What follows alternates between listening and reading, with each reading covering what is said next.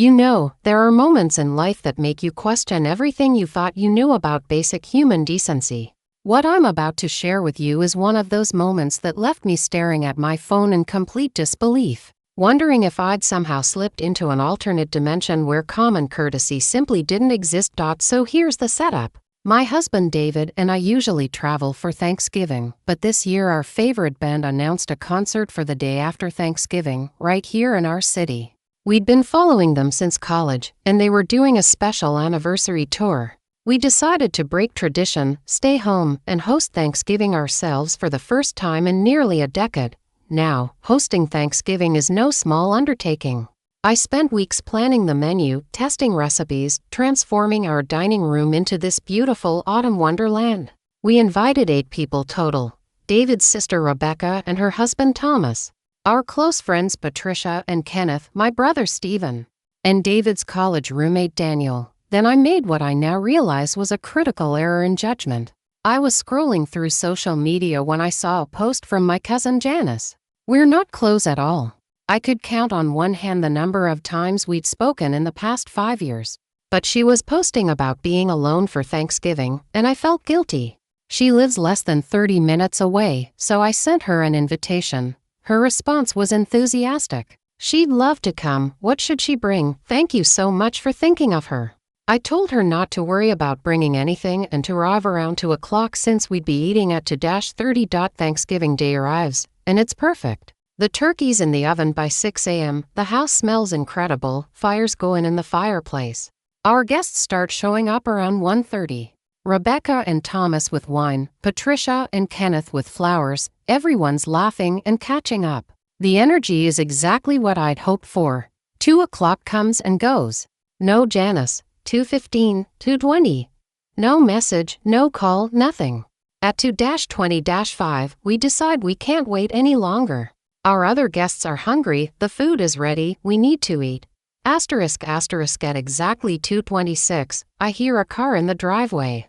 Through the window, I see Janice getting out, checking her phone, zero sense of urgency whatsoever. She breezes in with a casual "Hey, sorry, traffic was crazy," which seems unlikely for Thanksgiving afternoon, but whatever. She didn't bring anything, which is fine since I told her not to, but still, what strikes me immediately is how distracted she is. Phone already in her hand, barely makes eye contact with anyone at the table. We finally sit down to eat, and we have this tradition of going around the table, each person sharing something they're grateful for. It's simple but meaningful. I go first, then David, then Rebecca. Each person sharing something heartfelt and genuine. Then it's Janice's turn.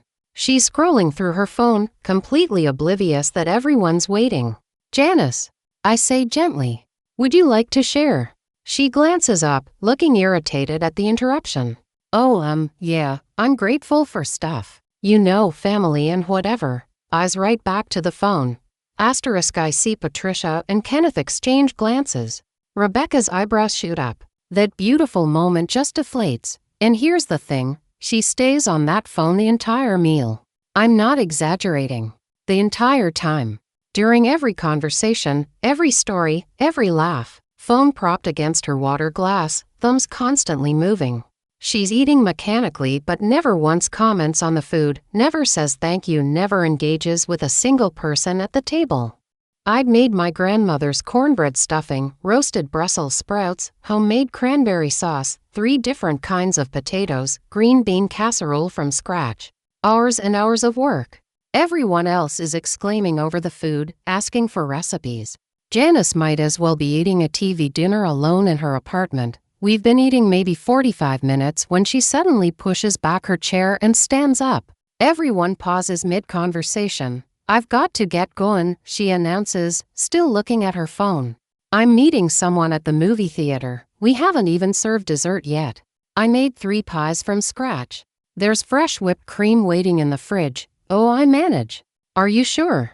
"We haven't had pie yet." She's already walking toward the hallway. "Yeah, I told my friend I'd meet them at 4:30. Here's where I tried to salvage something from this disaster. "Well, at least let me pack you some leftovers. I'm going to have plenty." She waves her hand dismissively while shrugging on her coat. "No, not now. I'm going straight to the theater." I don't want food sitting in my car. I try once more. I could pack it in a cooler. Or you could pick it up later. It's fine, she says, opening the door. Thanks for dinner. And she's gone. No goodbye to anyone else. No acknowledgement of the effort. Just gone. I return to the dining room and everyone's clearly shocked. Rebecca speaks first. Well, that was something. David squeezes my hand. Don't let it ruin the evening. And we don't. The rest of the night is lovely. We have dessert, we talk by the fireplace, everyone leaves with generous portions of leftovers. Kenneth jokes about eating turkey sandwiches for a week. By the time the last guest leaves around 8, I'm exhausted but happy. The next day, Friday, David and I sleep in. Lazy morning, coffee, picking at leftovers. The concert's not until evening, so we just relax. Around 3 o'clock, we start getting ready. I'm in the bathroom doing my makeup when my phone rings. Janice. I almost don't answer, still annoyed about yesterday, but curiosity wins. Hey, Janice. Hey, she says brightly. So, I'm in your area, and I was thinking I'd swing by and grab some of those Thanksgiving leftovers. I actually stopped moving. I put down my mascara. You want to come get leftovers? Right now? Yeah, if that works. I'm like 10 minutes away. I can hear David downstairs getting ready to leave. Janice, we're literally walking out the door. We're going to that concert, remember? We're not going to be home. There's a pause. Then she says something that absolutely floors me. Double quote, so, could you guys come back real quick? I'm really close. Could we come back? Did she really just ask us to turn around and come home? For leftovers? Asterisk asterisk Janice, I say slowly, no. We're not going to turn around. We bought expensive tickets weeks ago. We're leaving right now, but I'm already on my way, she whines. Like I'm being unreasonable. That's when something snaps. Janice, I offered you leftovers yesterday. Multiple times. You said no. You said you didn't want them because you were going to the movies. If you wanted leftovers, you should have taken them when they were offered. I didn't know I'd want them then, she argues. I thought you'd have them available today. Available.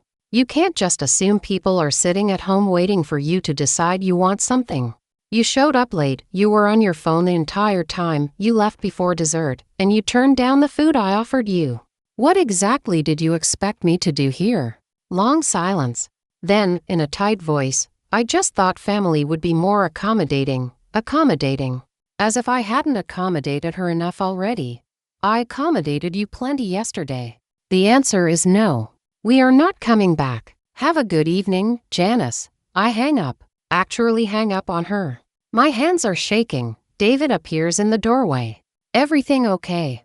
I explain the conversation, and his mouth falls open. She wanted us to come back from our concert. For leftovers.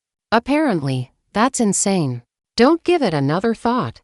Let's go have an amazing time, and we do. The concert is phenomenal, and for those hours, I forget all about Janice. But the next day, reality sets in.